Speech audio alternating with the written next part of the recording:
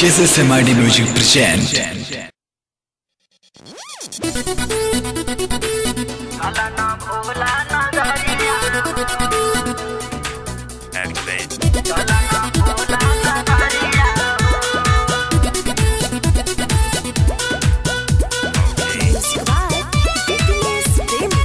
Recording by SMID Music Lakshmipur.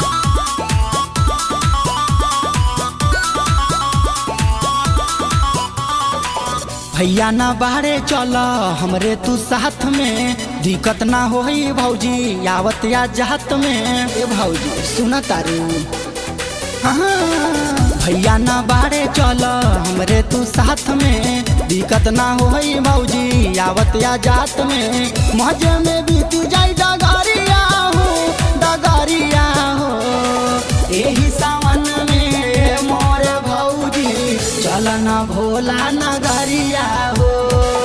यही सावन में सुनाए भौजी चल ना भोला दुआरिया हो।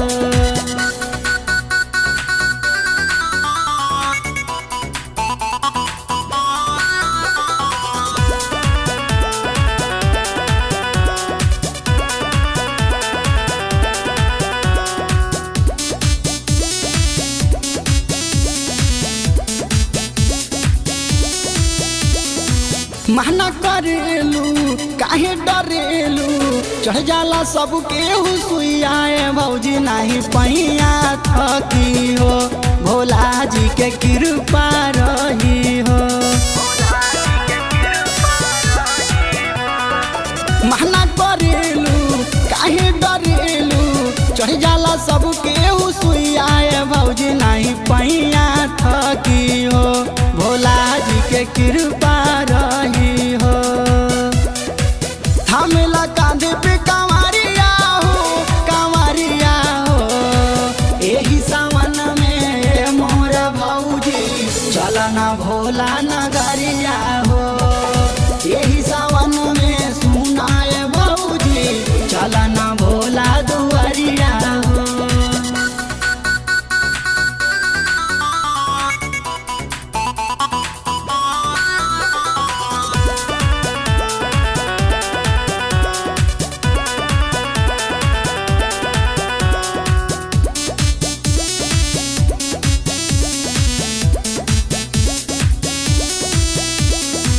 मंगी हम मंगानावा भोला सारा नवा दे दी है सुघर लाला नवा। ए भौजी चाचा चाचा कही हो पूरा परिवार खुश रही हो।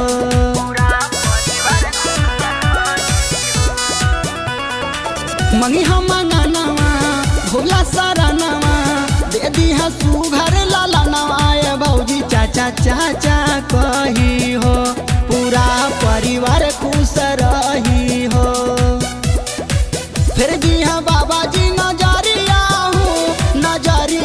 हो एही सावन में मोर भौजी चल ना भोला नगरिया हो।